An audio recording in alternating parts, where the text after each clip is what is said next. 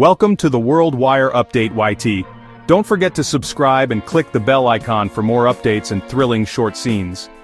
Tariffs aren't just political jargon, they're taxes on imported goods that have a real impact on your daily life. These taxes hit your wallet directly, often in ways you might not immediately notice. When tariffs are imposed, importers pay more for the goods they bring into the country, and those extra costs are almost always passed on to you, the consumer, through higher prices at the store. Everyday items, clothes, electronics, groceries, can all get pricier because of these policies, making your weekly shopping trips more expensive. For example, tariffs on steel and aluminum don't just affect big industries, they raise the price of cars, appliances, and even canned food, impacting what you pay for essentials and big purchases alike. Small businesses like your local bike shop or neighborhood store face tough choices: absorb higher costs and risk lower profits, or raise prices and risk losing customers to bigger competitors. These ripple effects can strain family budgets, force people to cut back on spending, and threaten small businesses, which are the backbone of our economy and local communities. Ultimately, tariffs shift the economic burden onto consumers and importers, not just foreign companies, affecting millions of Americans in subtle but significant ways.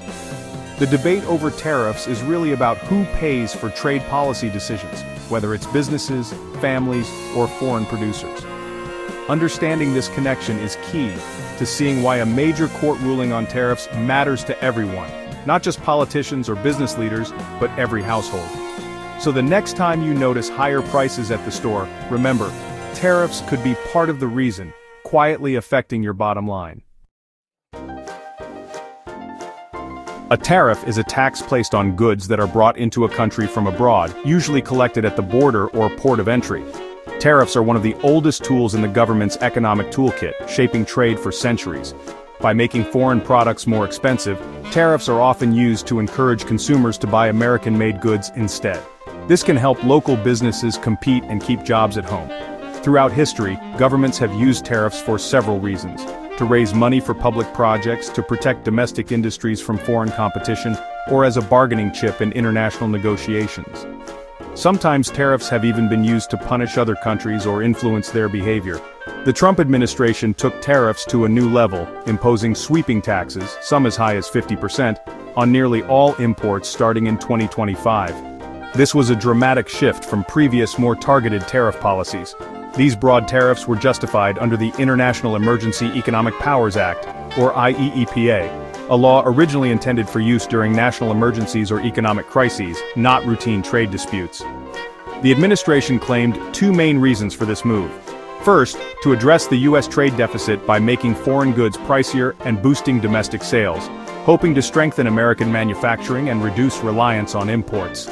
Second, to pressure Canada, China, and Mexico to crack down on fentanyl trafficking by taxing their exports to the U.S., a new and controversial use of trade policy to address a public health crisis. This marked a dramatic expansion of how tariffs have been used, moving from targeted economic tools to sweeping policy weapons that affected nearly every industry and consumer.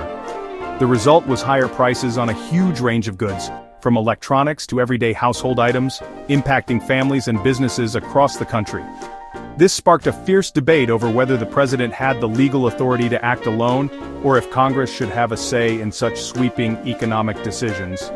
These actions set the stage for a major legal showdown over the limits of executive power in trade, raising questions about checks and balances in government.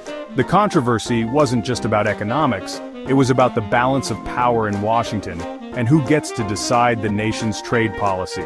And soon the courts would weigh in, with decisions that could shape the future of American trade and executive authority for years to come. The new tariffs sparked immediate backlash from businesses and consumers alike, sending shockwaves through the economy almost overnight. Companies like Learning Resources and Hand2 Mind faced millions in extra costs, threatening jobs and business survival.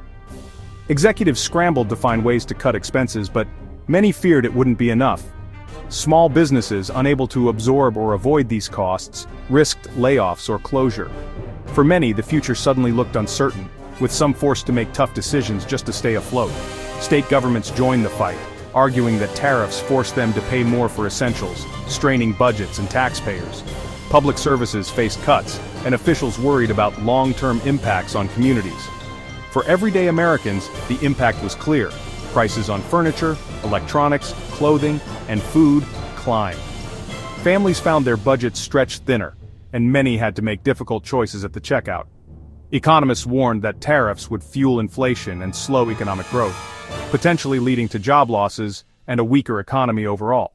The trade war threatened to undo years of strong economic performance, casting a shadow over Wall Street and Main Street alike.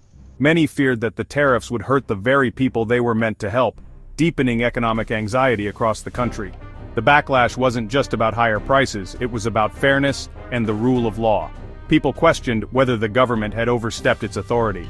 Lawsuits quickly followed, challenging the president's authority to impose such sweeping tariffs. Legal teams mobilized and the nation watched closely. The stage was set for a major legal battle that would test the limits of executive power and shape the future of trade policy in America. As lawsuits piled up, federal courts had to decide. Did the president have the power to impose these tariffs under IEEPA? Both the District Court in D.C. and the Court of International Trade ruled against the administration. Judges found that the Constitution gives Congress, not the president, the power to set tariffs and taxes. The court said IEEPA didn't clearly authorize such sweeping tariffs, especially on nearly all imports. The appellate court agreed, invoking the major questions doctrine. Big economic decisions need clear approval from Congress. The courts emphasized that Congress never intended IEEPA to be a backdoor for massive tariffs. With the administration's legal options dwindling, the only path left was the Supreme Court. The stakes couldn't be higher. The balance of power between Congress and the president was on the line.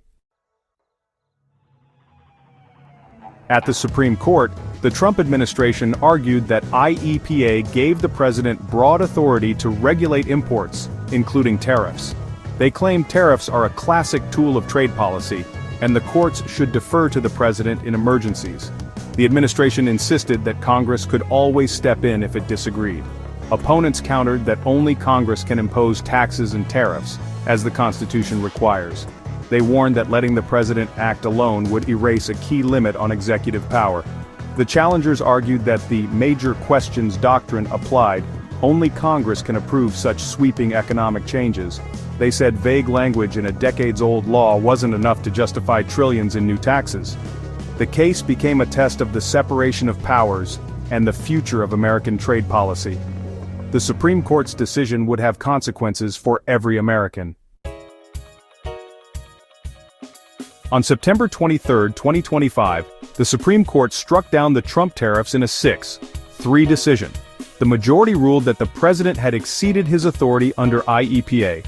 Only Congress can impose broad tariffs. The court relied on the major questions doctrine. Big economic moves need clear, explicit approval from Congress. The justices found no such authorization in IEEPA's text. The ruling reinforced Congress's constitutional role in trade and taxation. The court emphasized that the framers gave taxing power to Congress to prevent unchecked executive authority. Dissenting justices argued for more presidential leeway in emergencies, but the majority held firm. The decision set a precedent. Future presidents must get Congress's approval for sweeping tariffs. The ruling wasn't about the wisdom of tariffs, but about who has the power to create them. The balance of power in Washington was reaffirmed. The Supreme Court's decision means lower prices for consumers and relief for businesses hit by tariffs. With tariffs lifted, costs for cars, electronics, and everyday goods are expected to fall, easing inflation. Small and medium-sized businesses can now plan and grow without the burden of sudden import taxes. The ruling reasserts Congress's authority over trade, ensuring future policies require debate and approval, not just a presidential order. This check on executive power strengthens the American system of government. The decision also signals a shift away from trade wars, encouraging more stable international relationships. For Americans, it means a stronger economy, more predictable prices, and a government that answers to the people. The power to shape the nation's economic future remains where the Constitution intended, with Congress.